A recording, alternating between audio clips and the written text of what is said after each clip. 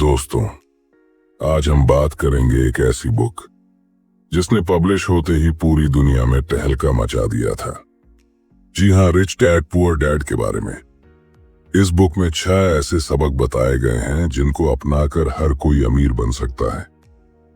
अगर आप में अमीर बनने की चाहत है तो एक भी पॉइंट मिस मत करना। रॉबर्ट कियोसाकी बताते हैं कि उनके 2 डैडी थे जिन्होंने उनको जन्म दिया, उनको वे पुअर डैड कहते हैं, और जिन्होंने उनको अमीरी के गुर सिखाए उन्हें वे रिच डैड कहते हैं। उनके पुअर डैड बहुत पढ़े लिखे थे और समझदार थे। वे पीएचडी थे और उन्होंने अपने 4 साल के अंडर ग्रेजुएट कार्य को 2 साल से भी कम समय में कर लिया था। और उनके दूसरे डैडी 8वीं से आगे नहीं पढ़े थे। दोनों ने जिंदगी भर कड़ी मेहनत की थी, परंतु उनमें से एक बहुत पढ़ा लिखा होने के बाद भी पूरी जिंदगी पैसे के लिए परेशान होता रहा। इतना पढ़ा लिखा होने के बावजूद भी वो अपने पीछे कर्ज छोड़कर मरा, जबकि दूसरा सिर्फ 8वीं तक पढ़ने के बावजूद अमेरिका के हवाई राज्य के सबसे अमीर व्यक्तियों में से एक बन गया और मरने पर उसके परिवार को, चर्च को और जरूरतमंदों को करोड़ों डॉलर की दौलत देकर गया। ऐसा क्यों हुआ होगा? क्योंकि दोनों डैडियों की पैसे के बारे में सोच अलग अलग थी। वो कैसे? चलो देखते हैं। पढ़े लिखे डैडी कहते थे पैसे का मोह ही सभी बुराइयों की जड़ है, जबकि दूसरे डैडी कहा करते थे पैसे की कमी ही सभी बुराइयों की जड़ है। एक डैडी को यह कहने की आदत थी, मैं इसे नहीं खरीद सकता। दूसरे डैडी इन शब्दों के इस्तेमाल से चिढ़ते थे। वे जोर देकर कहा करते थे कि मुझे इसके बजाय यह कहना चाहिए, मैं इसे कैसे खरीद सकता हूं। पहला वाक्य नकारात्मक है और दूसरा प्रश्नवाचक। एक में बात खत्म हो जाती है और दूसरे में आप सोचने के लिए मजबूर हो जाते हैं। जब हम कहते हैं मैं इसे नहीं खरीद सकता, तो हमारा दिमाग काम करना बंद कर देता है। इसके बजाय जब हम ये सवाल पूछते हैं मैं इसे कैसे खरीद सकता हूं, तो हमारा दिमाग काम करने लगता है। मेरे दोनों डैडियों की विचारधारा में जमीन आसमान का अंतर था। एक डैडी सिखाते थे मेहनत से पढ़ो ताकि तुम्हें किसी अच्छी कंपनी में नौकरी मिल जाए, जबकि दूसरे डैडी की सीख ये थी मेहनत से पढ़ो ताकि तुम्हें किसी अच्छी कंपनी को खरीदने का मौका मिल जाए। एक डैडी कहते थे मैं इसलिए अमीर नहीं हूं क्योंकि मुझे बाल बच्चों को पालना पड़ता है। दूसरे डैडी कहते थे मुझे इसलिए अमीर बनना है क्योंकि मुझे बाल बच्चों को पालना है। एक डैडी डिनर की टेबल पर पैसे और बिजनेस के बारे में बात करने के लिए हमेशा प्रोत्साहित करते थे। दूसरे डैडी भोजन करते समय पैसे की बातें करने के लिए मना करते थे। एक का कहना था जहां पैसे का सवाल हो सुरक्षित कदम उठाओ, खतरा मत उठाओ। दूसरे का कहना था खतरों का सामना करना सीखो। एक का मानना था हमारा घर ही हमारा सबसे बड़ा निवेश और हमारी सबसे बड़ी संपत्ति है। दूसरे का मानना था मेरा घर मेरा दायित्व है, और अगर आपका घर आपकी नजर में आपका सबसे बड़ा निवेश है तो आप गलत है। दोनों ही अपने बिल समय पर चुकाते थे, परंतु उनमें से एक सबसे पहले अपने बिल चुकाता था, जबकि दूसरा सबसे आखिर में। एक डैडी ने मुझे बताया कि अच्छी नौकरी तलाशने के लिए अच्छा सा बायोडाटा कैसे लिखा जाए, जबकि दूसरे ने मुझे यह सिखाया कि कैसे मजबूत व्यावसायिक और वित्तीय योजनाएं लिखी जाए जिससे मैं नौकरियां दे सकूं। बचपन में ही मैं ये समझ गया था कि हमें अपने विचारों पर ध्यान देना चाहिए। मैंने देखा कि मेरे गरीब डैडी इसलिए गरीब नहीं थे क्योंकि वे कम कमाते थे, बल्कि इसलिए गरीब थे क्योंकि उनके विचार और काम गरीबों की तरह थे। अमीर डैडी के साथ में जब रॉबर्ट की शिक्षा शुरू हुई तब वे केवल 9 साल के थे। रिच डैड ने उनको 30 सालों तक कुल 6 महत्वपूर्ण सबक सिखाए, और यह पुस्तक उन्हीं 6 महत्वपूर्ण सबकों के बारे में है। और अब मैं आपको वही 6 महत्वपूर्ण सबक बताऊंगा जिनकी बदौलत रॉबर्ट के डैडी अमीर बन गए और रॉबर्ट भी। तो इन 6 पॉइंट्स को ध्यान से सुनना और एक भी पॉइंट मिस मत करना। सबक नंबर 1, अमीर लोग पैसे के लिए काम नहीं करते, बल्कि पैसा उनके लिए काम करता है। गरीब और मध्य वर्गीय लोग पैसे के लिए काम करते हैं। अमीरों के लिए पैसा काम करता है। जी हाँ, आपने बिल्कुल सही सुना। कोई भी अमीर इंसान पैसों के लिए काम नहीं करता, बल्कि वो कुछ ऐसा करते हैं कि पैसा ही उनके लिए काम करने लगता है। एक गरीब और मिडिल क्लास आदमी रैट रेस में फंस जाता है और उसमें से कभी बाहर नहीं आ पाता। अब रैट रेस होता क्या है, पहले हमें यही समझना पड़ेगा। रॉबर्ट कहते हैं कि जब भी किसी गरीब आदमी को या किसी मिडिल क्लास आदमी को नौकरी मिलती है, तो वो तुरंत अगले महीने से ही अपने लिए कुछ नई नई चीज खरीदने के लिए बेताब हो जाता है। वह अपने लिए महंगी महंगी ऐशो आराम की चीजें खरीद लेता है।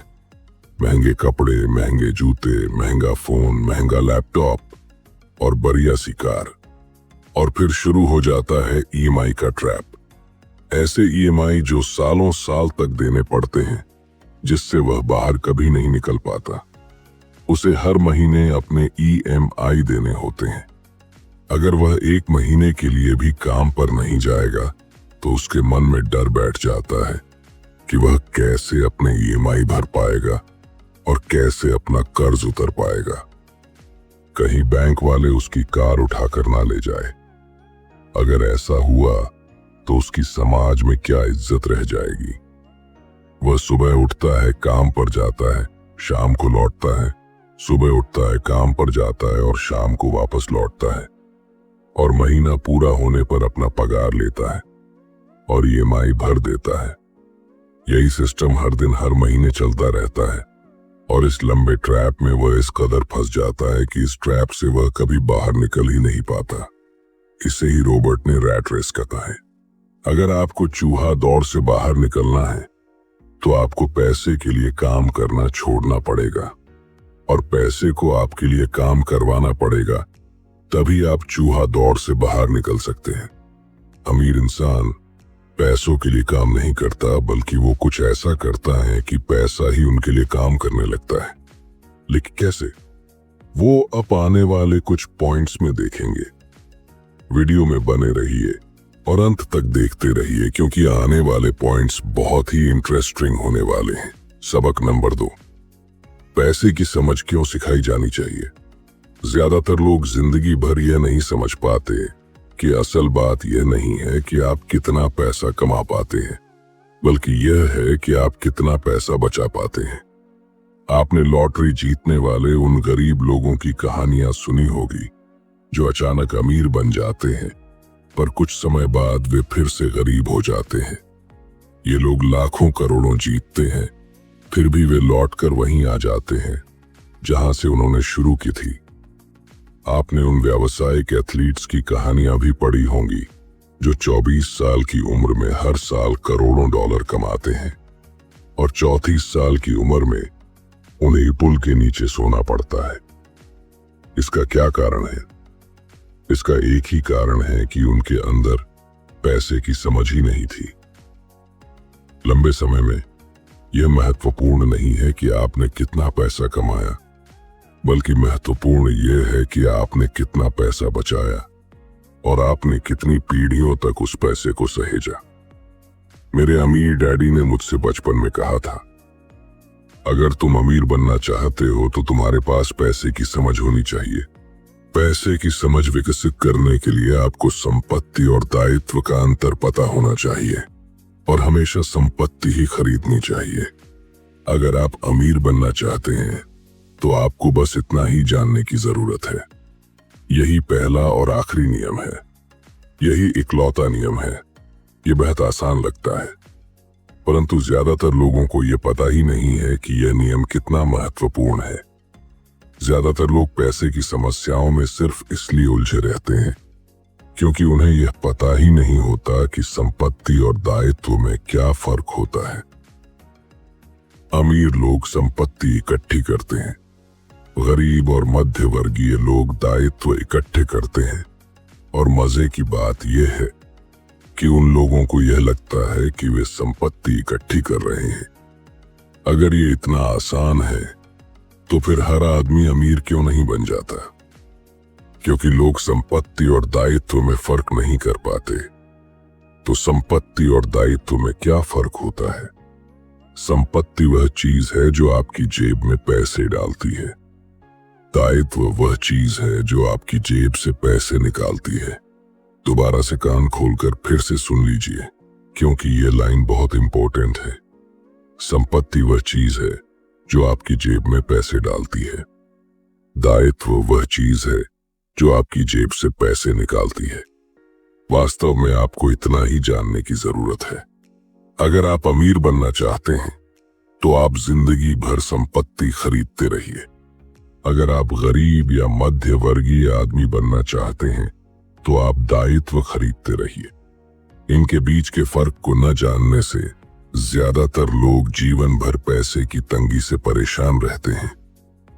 इसे एक एग्जाम्पल से समझते हैं। सुरेश और रमेश दोनों को एक साथ ही नौकरी लग जाती है। कुछ समय बाद दोनों 10-10 लाख रुपयों की इन्वेस्टमेंट करते हैं।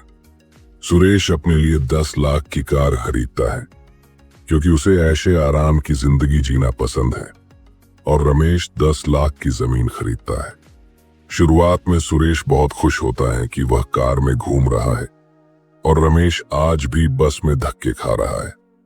लेकिन 5 साल का समय बीतने के बाद रमेश के 10 लाख के प्लॉट की कीमत डबल मतलब 20 लाख हो जाती, और सुरेश के कार की कीमत आधे से भी कम हो जाती है। सुरेश अपने प्लॉट को 20 लाख में बेच देता है और एक ऐसी नई प्रॉपर्टी ढूंढता है जहां मालिक अर्जेंट प्रॉपर्टी बेचना चाहता हो। अर्जेंट बेचने के चक्कर में थोड़ा सस्ते में भी बेचने के लिए तैयार होता है। रमेश को 25 लाख की प्रॉपर्टी 20 लाख में ही मिल जाती है। रमेश वह प्रॉपर्टी खरीद लेता है, फिर से 5 साल तक अपने पास रखता है। 5 सालों के बाद वही प्रॉपर्टी को 50 लाख में बेच देता है। अब वह फिर से ऐसे मालिक की तलाश करता है जो अर्जेंसी में अपनी प्रॉपर्टी बेचना चाहता है। वह फिर से ऐसे मालिक को ढूंढने में कामयाब रहता है और 60 लाख की प्रॉपर्टी को 50 लाख में ही खरीद लेता है, और फिर से 5 साल तक इंतजार करता है। अब पूरे 15 साल बीत चुके हैं। सुरेश अपना 50 लाख का लॉट 1 करोड़ में बेच देता है और करोड़पति बन जाता है, और उस 1 करोड़ में से कुछ पैसा निकालकर अपने लिए ऐशो आराम की चीजें खरीद लेता है, जैसे कार, एक घर और अच्छे अच्छे कपड़े। और ये सब लेने के बाद जो बाकी 50 लाख बच जाते हैं वो उनसे फिर से प्रॉपर्टी खरीद लेता है, और अब उसकी प्रॉपर्टी ही उसके लिए पैसा बनाती रहती है। लेकिन सुरेश ने जो 15 साल पहले कार खरीदी थी, आज उसे कोई कौड़ी के दाम में भी खरीदने के लिए तैयार नहीं है। वह आज भी धक्के खा रहा है। यही फर्क होता है एक अमीर और गरीब के माइंडसेट में। गरीब इंसान सबसे पहले अपने लिए लायबिलिटी खरीदता है जो उसके जेब से पैसे निकालती रहती है, और अमीर माइंडसेट वाले इंसान संपत्ति खरीदते हैं। 80% परिवारों की पैसे की कहानी यह होती है कि वे अमीर बनने के लिए कड़ी मेहनत करते जाते हैं। इसका कारण यह नहीं है कि वे पैसा नहीं कमाते। असली कारण यह है कि वे जिंदगी भर संपत्ति की जगह दायित्व खरीदते रहते हैं। मेरे अमीर डैडी के फाइनेंशियल स्टेटमेंट से यह भी पता चलता है कि अमीर लोग और ज्यादा अमीर क्यों बनते हैं। संपत्ति वाले कॉलम से इतनी ज्यादा आमदनी होती है कि खर्च आराम से चल जाता है और कुछ पैसा बच भी जाता है। इस बचे हुए पैसे को एक बार फिर से संपत्ति वाले कॉलम में दोबारा निवेश कर दिया जाता है। संपत्ति वाला कॉलम बढ़ता रहता है और इससे होने वाली आमदनी भी बढ़ती रहती है। अब समझते हैं कि मिडिल क्लास लोगों को पैसे की तंगी क्यों होती है। जैसा मैंने इस खंड के शुरू में कहा था, सबसे महत्वपूर्ण नियम यह है कि संपत्ति और दायित्व के बीच के अंतर को पहचाना जाए। एक बार आप इनमें फर्क समझ लें, इसके बाद आप आमदनी देने वाली संपत्ति खरीदने की लगातार कोशिश करते रहे। यह अमीर बनने की राह पर चलने का सबसे बढ़िया तरीका है। इसे करते रहें और आपका संपत्ति वाला कॉलम बढ़ता रहेगा। अपने दायित्व और खर्च को कम करने की कोशिश भी करते रहे। इससे पैसा आपके संपत्ति वाले कॉलम में आता रहेगा। जल्द ही आपका संपत्ति वाला कॉलम इतना ज्यादा मजबूत हो जाएगा कि आप और ज्यादा जोखिम वाले निवेश कर सकेंगे। ऐसे निवेश जिनमें 100% से अनंत तक फायदा हो सकता है। ऐसे निवेश जिनमें $5,000 की रकम जल्दी ही $10 लाख या इससे ज्यादा हो जाती है। और ऐसे निवेश को ही मिडिल क्लास लोग बहुत जोखिम भरा मानते हैं और कभी रिस्क लेते ही नहीं।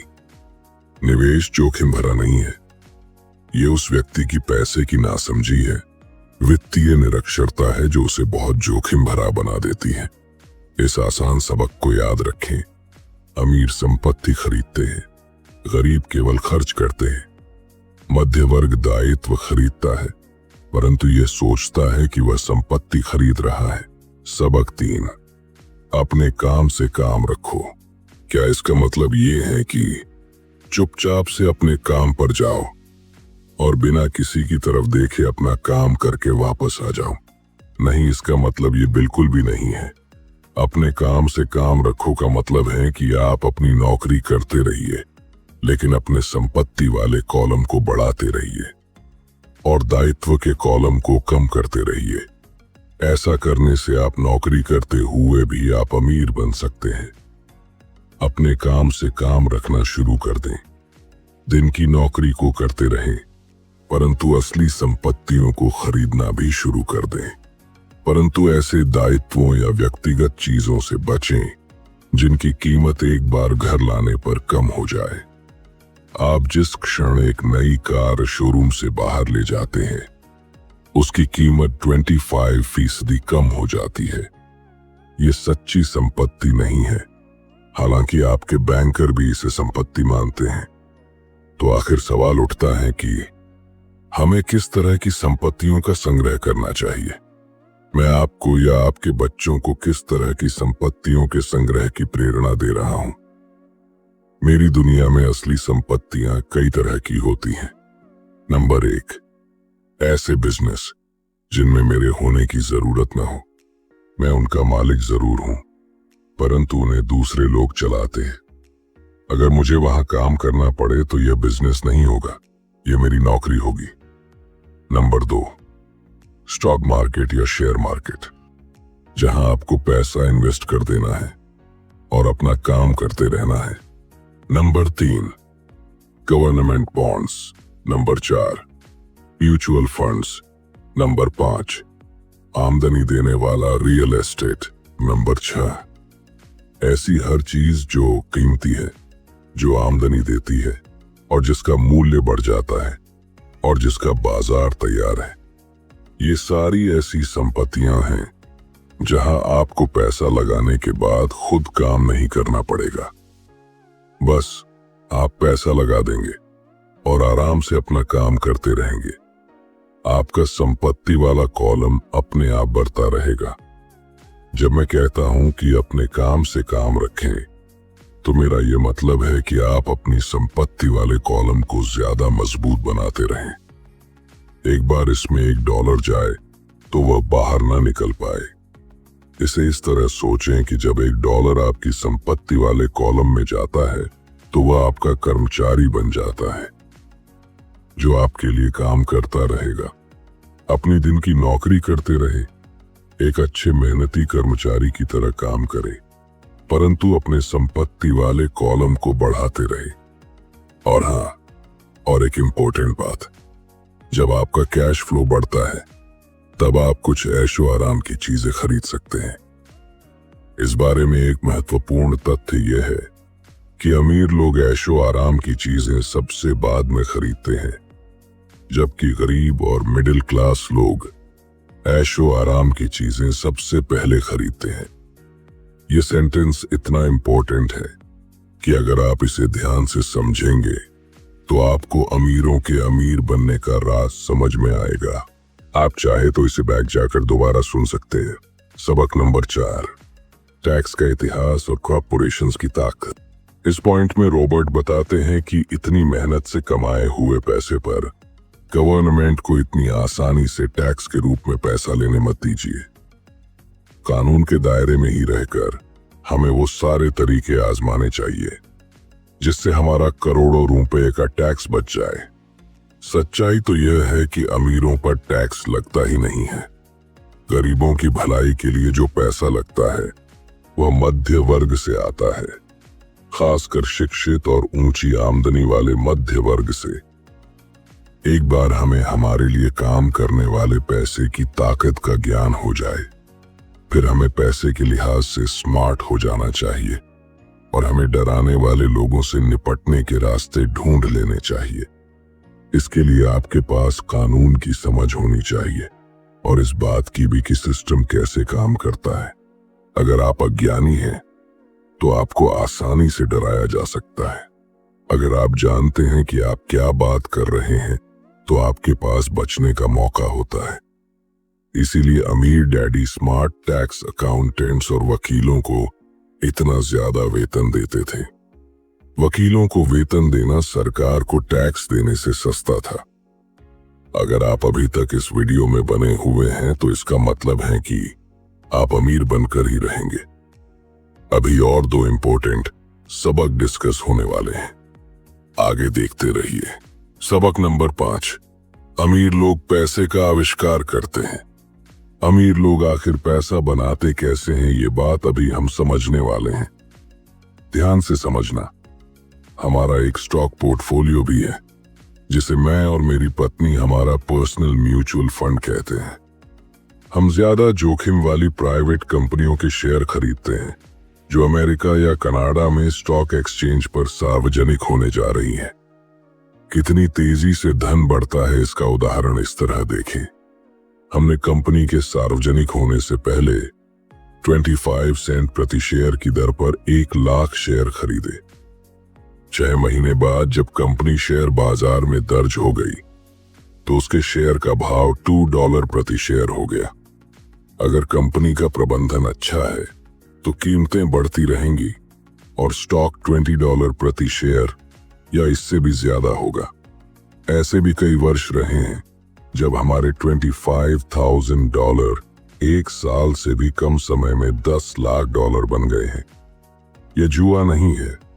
अगर आप जानते हैं कि आप क्या कर रहे हैं, यह जुआ तब होता है अगर आप सौदे में अपना पैसा फेंक रहे हैं और भगवान से सफल होने की दुआ कर रहे हैं।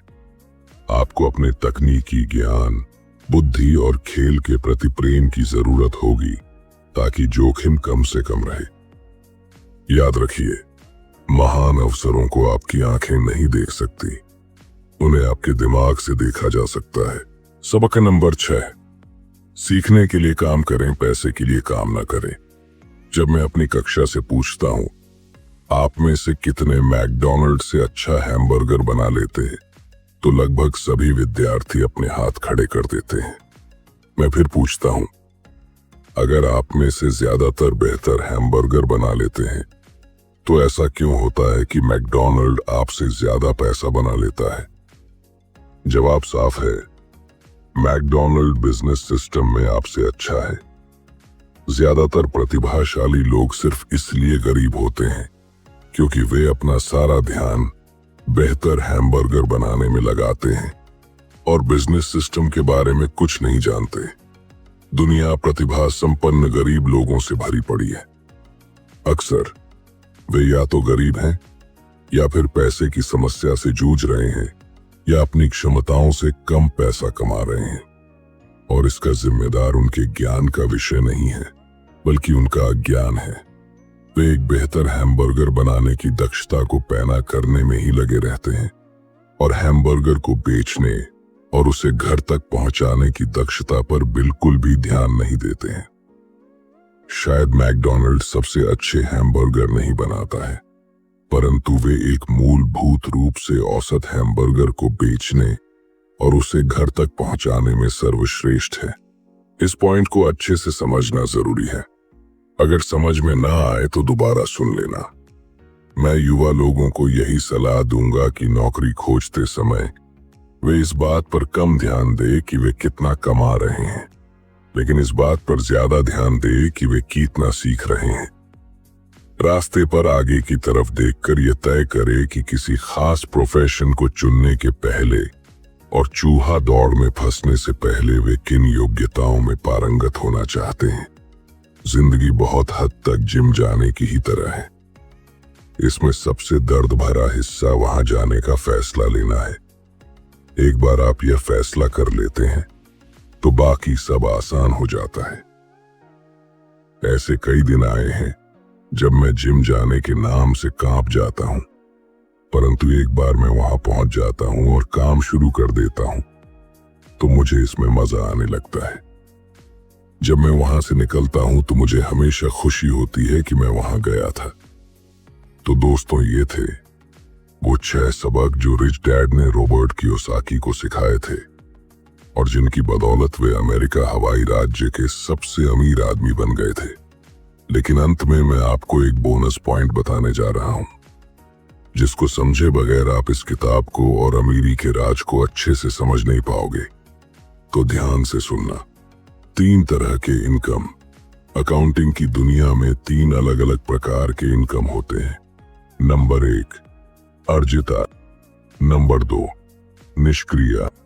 नंबर 3, पोर्टफोलियो आय।